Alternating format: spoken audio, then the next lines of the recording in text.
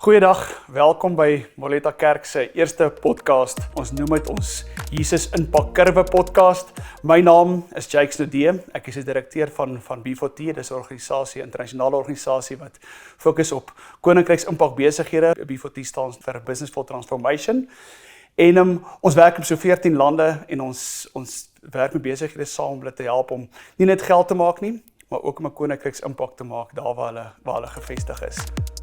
So ons eerste gas by hierdie podcast is niemand anders nie as 'n goeie vriend en kollega van my, Johan Geel. Johan, hy is die CFO van Afgri.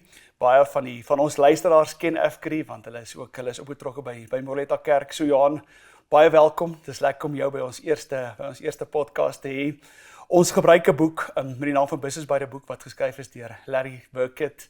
Hy het 'n hele paar boeke geskryf, maar onder andere hierdie wat ons doen, fokus op besigheid en hoe lyk 'n besigheid wat op koninkryks impak maniere funksioneer.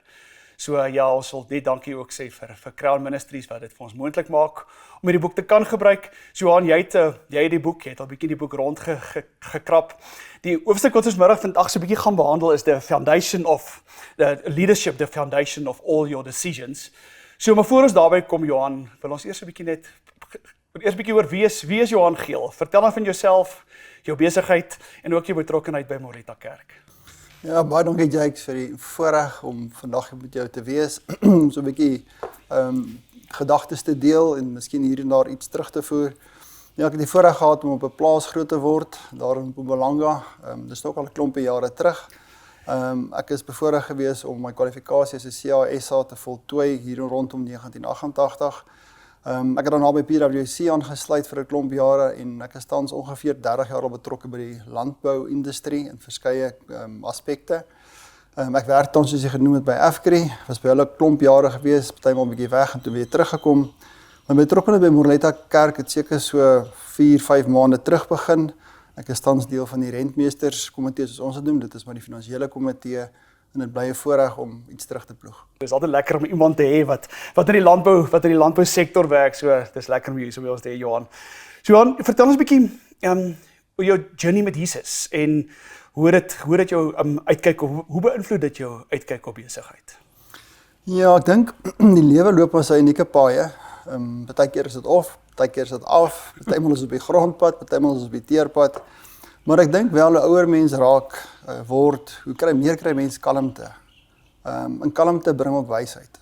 So dis altyd maar 'n lekker, soos mense kan terugkyk op jou pad, hoe het goed verander. Ek dink my journey met Jesus het begin toe ek op skool was. Ek dink toe op universiteit was dit regtig nogal op 'n goeie vlak gewees, as mense dit dan vlakke mag noem. En ek het regtig nogal gevoel ek groei in daai jare.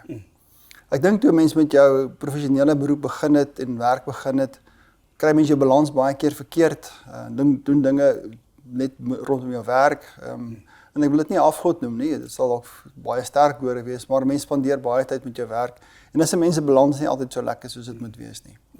Maar ek dink, in die laaste 10 jaar, en veral in die laaste 5 jaar, het ek baie meer wysheid gekry, en baie meer kalmte gekry, en dat goed wat belangrik geword, hou nie altyd gedink het nie. Byvoorbeeld, as 'n mens na 'n kerk toe gaan, by 'n plek ingetrek het jy na die naaste kerk toe gegaan.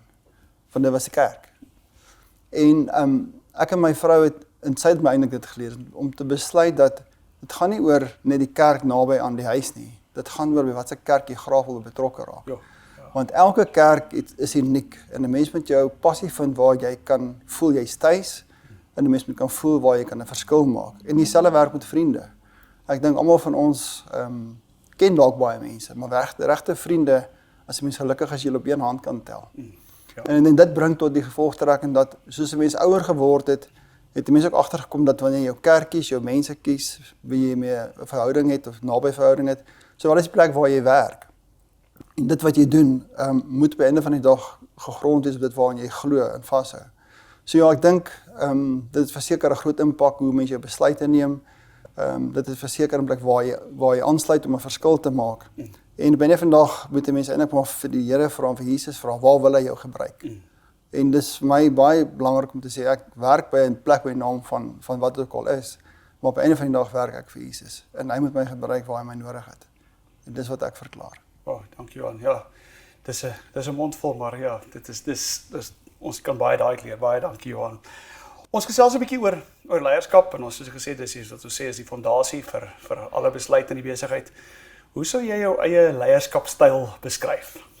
Stel dit so maklik om daai vraag te antwoord hê, want 'n mens ken jouself as baie soos jy jouself ken, maar Moes ek dalk eerder van jou personeellede gevra. ja, of my vrou dalk, nee.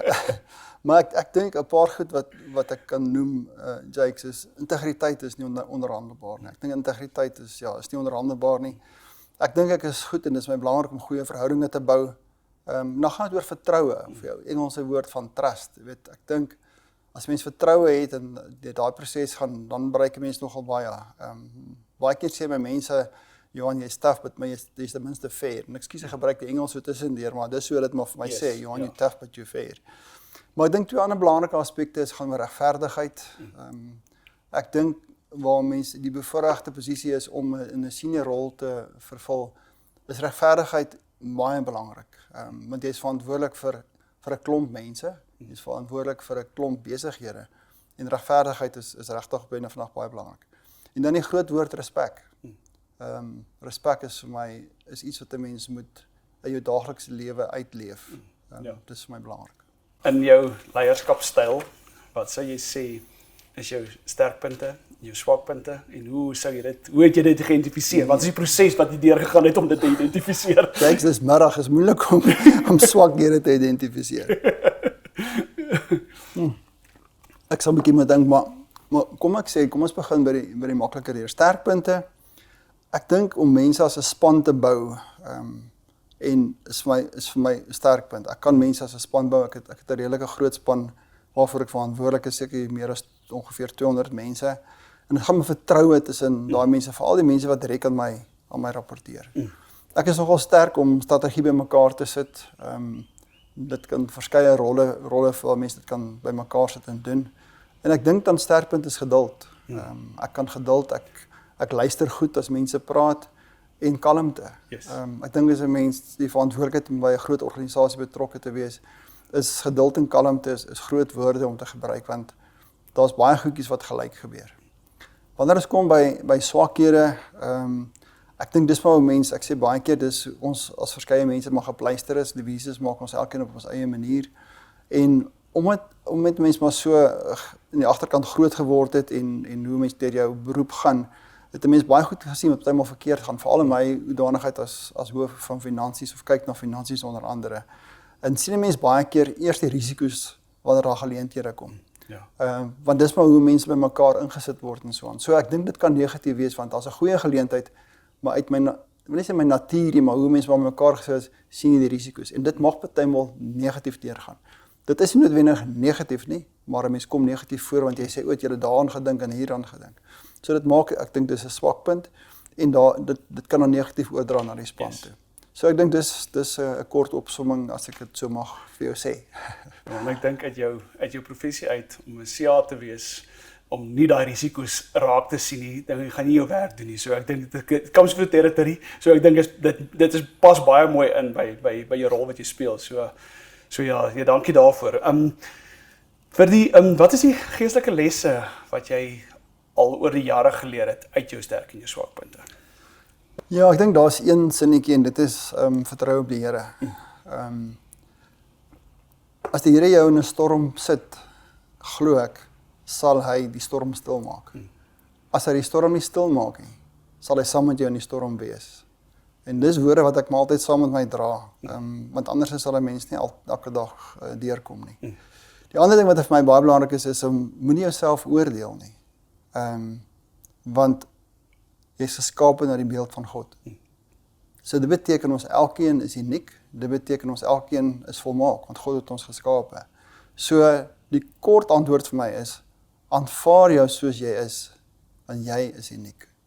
En ek dink as baie mense dit so aanvaar, dan gaan hulle nie hulle self so judge nie self oor hulle self so wonder nie. Want dit is baie keer maklik om, selfs in normale terme, mense oor kan die pad of mense aan die ander kant van die gebou te oordeel. Maar ons moet altyd onthou, ons almal is geskape deur God. Johan, jy het net verwys, jy het gepraat van respek. Respek, een van jou wat jy voel is een van die karaktereienskappe wat jy het vir die Here in jou hart geplant het, glo ek. Respek is 'n Bybelse beginsel. Hoe lyk respek in jou werksomgewing en hoe moedig jy dit aan in jou span en die mense wat saam met jou werk? Ja, ek dink respek is om agting te gee of te toon vir die inherente waarde van ander mense, maar ook van ander dinge. Jy moet ander se opinie, se insigte, se kultuur, wie hulle is in ag neem. Dis vir my belangrik. En ek dink wat baie belangrik is deel van die hele vraag, is om jou posisie en jou mag nie te misbruik nie. Want ek dink dit kan so maklik gebeur. Respek is om almal, van die skoonmaker tot die voorsitter van die raad, te respekteer. En ek dink die begin van dit, jy moet respek begin met jouself. As jy nie respek het vir jouself nie, in jouself so hanteer nie, hoe kan jy respek hê vir ander? Yes, dankie Johan. Ja, ek dink respek is dis iets wat baie maklik gebruik. Mense sê altyd weet ons doen respek vir mekaar en respek vir ander, respek vir ons vrouens. Baie keer sê ons vrouens moet respek vir ons. Maar as jy mag misbruik. Nie mag misbruik nie. Maar as mens begin aanpak dan besef mens eintlik dit is 'n baie loaded stelling om te hê om respek te hê. Dis 'n woord wat maklik gebruik word. Dit is baie maklik, ja. Kommunikasie. Daar's baie goed, daar word baie gepraat oor kommunikasie en daar's baie boeke daaroor geskryf. Wat ten spyte van al die resources wat daar buitekant is oor kommunikasie, kry maatskappye om een of ander rede kommunikasie nog nooit heeltemal uitgesorteer nie. En waar daar's kommunikasie swak funksioneer, word dit baie keer sien mens in die werksplekke, veral in die besigheidswêreld, word aannames gemaak. En aannames in my kop is dit dis die vyand se territory. Dis waar die vyand operate is uit aannames uit. So hoe bestuur jy goeie kommunikasie en wat is die Bybelse lesse wat jy al uit goeie kommunikasie uitgeleer het in jou environment? Ja, ek dink kom ek begin daar. Kommunikasie is uitdagend. Dit is nie 'n maklike aksie of proses nie. En ek het lank gevat om ek dink myself te antwoord daarop. Want dis altyd ek wil dit nie 'n twispunt noem nie, maar 'n vraag. Julle kommunikeer te min. Julle kommunikeer nie reg nie. Ons hoor nie van julle nie. Maar ek dink die vraag wat ek myself vra, hoekom is dit so? Ek dink dit is omdat die ontvanger, die mens wat dit ontvang, almal is verskillend. So wanneer ek kommunikasie ontvang, dan het ek verwag ek gaan iets anders te hoor. Ek lees dit anderste. Het jy al gesien as jy vir iemand het jy selfe dokument gee vir 3 mense en jy sê jy het gou 30 sekondes om te lees en jy vra hulle wat het hulle gelees? Jy mag die antwoord kry. So elkeen lees iets anders. Dis dieselfde taal, dieselfde woorde, maar iemand lees iets anders teen. Elkeen dink anders. En ek dink dit gaan terug na die aspek toe dat nog 'n punt dalk, mense lees soms in bybedoelings. Ek moet vir jou sê, ek het al 'n voorbeeld gehad waar iemand vir iemand 'n baie goeie boodskap geskryf het, met die beste bedoelings. En die dokument of die bladsytjie 2 keer gelees het. Maar die ontvanger daarvan het gelees met bybedoelings. En dit heeltemal verkeerd geïnterpreteer en verkeerd gekry. En dit is verkeerd. So kommunikasie is uniek en uitdagend, want die ontvanger daarvan het sy eie verwagting en lees dit anderste. Die volgende punt is, ek dink wanneer kommunikasie in 'n 1-op-1 verhouding is dit baie makliker. Want ek praat met jou, jy praat met my en so praat ons met verskillende mense. Maar sodra jy begin kommunikeer na 'n klomp mense toe daar buite, dan raak dit nogal 'n bietjie moeiliker, want dit maak dit uitdagend. So wat ek maar doen en wat ons doen is, ons kommunikasie wat ek in persoon doen, is dat ek het direkte kommunikasies met my senior mense wat direk aan my rapporteer elke 2de week, dat die mense daai kommunikasielyne kan oophou. Daar's maandelikse kommunikasies wat ek dan vir my ander direkte lyne het. En dan vir my hele span wat aan my rapporteer, het ek so elke 2 maande, partymal elke 3 maande 'n sessie waar hulle almal in persoon dit bywoon. En hier probeer mense regtig 'n forum skep waar 'n mens kan in persoon 'n boodskap kommunikeer, 'n persoon kan hulle vrae vra, en ek vind dit maak dit baie makliker. Ek doen dit seker nou vir omtrent so 2 jaar, en ek dink die terugvoer is goed. Ek dink op die einde van die dag gaan dit bly by feite, hou by beginsels, want sodra jy begin, my woord, wollerig raak, dan skep 'n mens verwagting. Dankie. We gaan ons nou praat oor kommunikasie. Jy praat oor hoe jy dit met bietjie begin raak aan personeel. Kom ons kyk so 'n bietjie dieper aan personeel. Opleiding. Ons lees daar's baie goed wat baie besigheid artikels aan buitekant oor opleiding en hoe opleiding gedoen word. Wat is in julle maatskappy? Wat is julle strategie oor opleiding, personeelopleiding, hoe julle personeel kan bemagtig en hoe vergelyk dit met wat Jesus ons in die Bybel leer oor opleiding? Ja, opleiding is baie belangrik en ek dink 'n mens sal seker nooit voldoende geld spandeer as mens dit geld kom of tyd, want dit gaan net oor geld, dit gaan ook oor tyd. En dan mens kry paar tipes opleiding, maar kom ons bly by tegniese opleiding wat belangrik is en noodsaaklik is vir ons daaglikse werk, maar dan ook die Engelse woord soft skills of sagte vaardighede. En ek dink daar moet 'n balans wees tussen hierdie twee. Wat ek in my danig gedoen in my werk, het ek 'n jaarlikse konferensie met 'n klompie van my meer senior mense. En toe ek aanvanklik met die idee begin het of gedagte begin het ek dit altyd net gehou op tegniese goed en goed wat ons moet doen en baie gefokus in besig. En toe het ek agtergekom dat die mense uiteindelik voldoende daarvan op kantoor. Ek vat ook my mense weg vir daai 2 dae wat ek dit hou. En ek het begin fokus op sagte punte. Ek het begin fokus op hoe mense kan help, weet van mense nie uitbrand nie. En ek het meer begin in die sagte en daar is 'n geestelike rol wat daarin vervul word. En dit mense moet dit ook mooi hanteer want hy werk met verskillende kulture en so aan. En ek moet vir jou sê verlede jaar was dit net gefokus op sagte punte. 'n Bietjie oor ekonomie gepraat op 'n stadium, maar die terugvoer na die tyd was asemrowend geweest van die behoefte wat die mense het op opleiding op 'n ander vlak. En nie op hulle kan sê op jou tegniese opleiding nie. En dit is omdat 'n mens sagter punte raak van mens wees. Wat is belangrik vir die mens? Wat is belangrik vir daai groot ou nie altyd verstaan nie?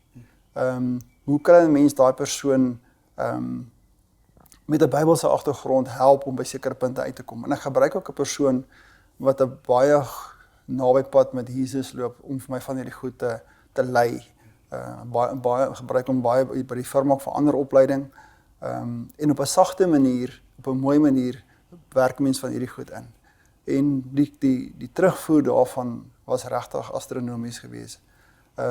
Eintlik en mense moet versigtig wees om te sê, maar vir die laaste 3 jaar was die terugvoer na elke kursus of elke sessie 'n beter terugvoer as die vorige een. Ja. En dit is nie net 'n mens, ons is 3 of 4 mense wat dit bymekaar sit. So is nie ek nie, is my span wat my help om bymekaar te sit. Maar ek dink dit is noodsaaklik, dit is belangrik. En ek dink die mense is honger vir opleiding, nie net gaan oor die tegniese aspekte nie. So verder by die kantoor, ons COO, die hoof van bedryf, doen ook elke week kommunikasie na al die personeel toe, wat ek dink wat regtig baie goed is. Die terugvoer daarvan is ook baie goed en dan het hy so elke 2 maande, elke 6 weke het hy in persoon, wel is nie in persoon nie, maar dit is nou maar op Teams, as ek dit nou daai woord kan gebruik, ja, waar ons dan ook maandeliks kommunikasie en daar kan mense ook terugvoer. Nou ons maatskappy seker so 4000, amper 4000 werkers in Suid-Afrika of 3800 ongeveer. En die byname is dit klink min, dan moet dit dan nie rekenaars nie, ons het fabrieke en alre en sulke goed. Is 'n baie groot klompie mense wat dit bywoon. En die terugvoer daarvan is ook goed. So dit gaan oor kommunikasie en daar is ek ook 'n kombinasie van feitelike aspekte op die werk, maar ook van sagte punte oor ander goed en motivering en ja, ons gebruik 'n klomp forums daar. So ek dink dis goed.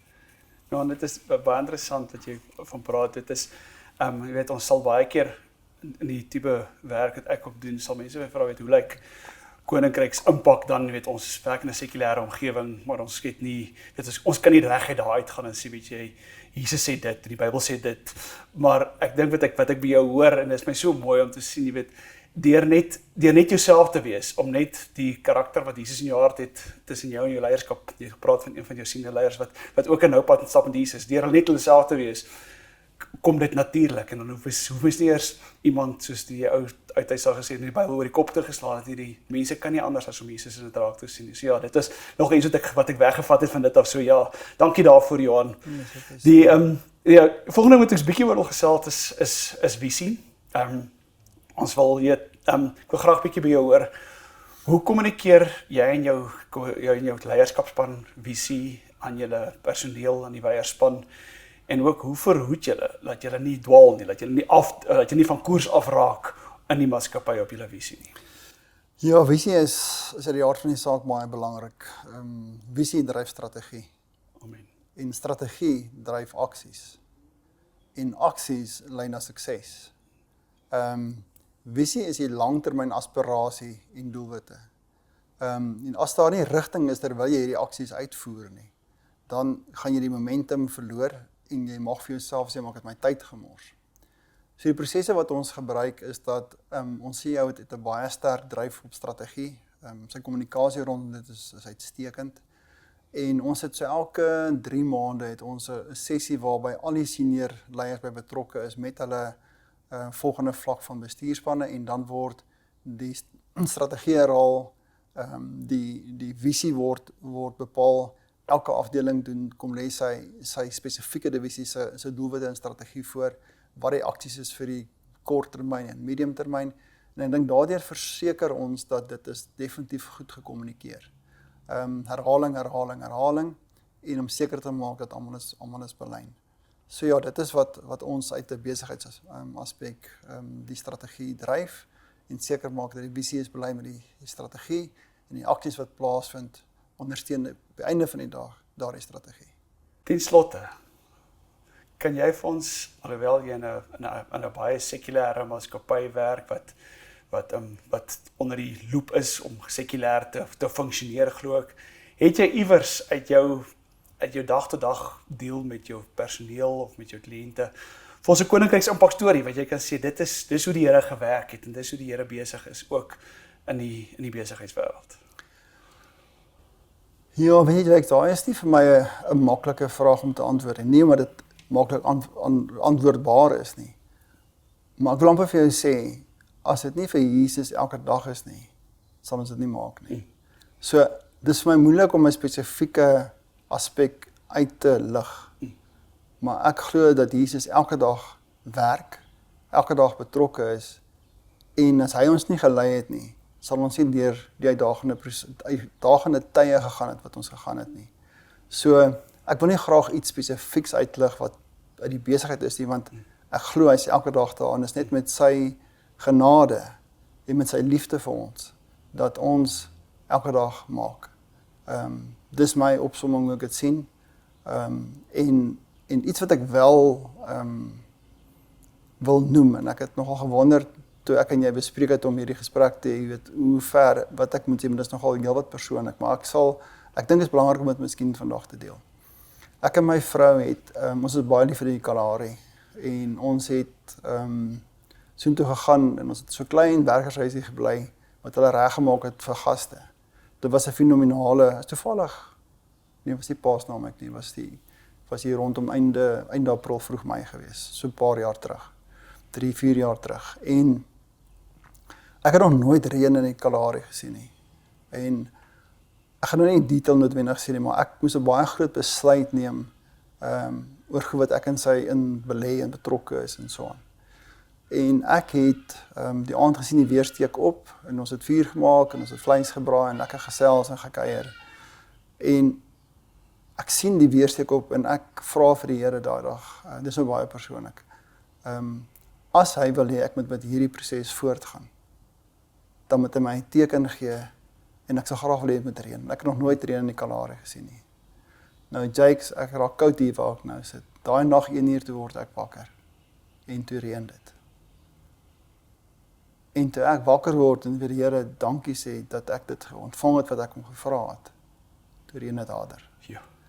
En al wat ek daar besef het, is dat die hand van die Here is ongelooflik groot. En ons kan dit nooit mis nie. So van daardie dag af probeer ek elke dag al my besluite voor sy voete lê en vra hom om my te lei. En dit verklaar ek vandag. Ja, Johan, baie dankie. Ek kry hoendervleis soos jy jou storie vertel. Dankie dat jy ons inlaat nie net in jou werksomstandighede, dankie dat ons ook 'n bietjie in jou hart kan insien. So dankie vir jou vulnerability en dit, Johan. Dankie vir jou tyd vandag. Dit was lekker om met jou te kon gesels en ja, mag die Here jou kragtadig nog gebruik in 'n rol wat jy in 'n groot maatskappy speel en wees so Moreletta Kerk en die besigheidsgemeenskap saam met jou. Ons wil jou graag jou arms hoog hou terwyl jy Jesus elke dag vir jou personeel en die mense saam wie jy werk uitstraal. So ja, dankie Johan, dankie vir jou tyd vandag. Baie dankie vir die geleentheid en dankie dat ek kon deel. Lekker dag. Dankie. So julle baie dankie dat jy daar saam met ons gekyk het vandag. Dit is lekker gesaam met Johan te gesels, maar ons gaan dit weer doen. So ons gaan julle volgende weer sien vir 'n volgende episode, maar ook as daar van julle is wat bietjie meer hiervan wil weet of wat selfs by 'n besigheidsmanne of vroue kring wil inskakel, stuur vir ons 'n e-pos na info@moreletta.co.za. Ons het besigheidsmanne en vroue kringe, ons noem dit BTW kringe. Die BTW staan vir Business to Witness, wat ons spesifiek met besigheidsmanne en vroue werk om presies dit te kan doen wat ons vanmiddag met Johan oor gesels het. Ons gebruik die Business by the Book as die materiaal en ons is opgewonde om meer van julle saam met ons te kan sien. So, dankie.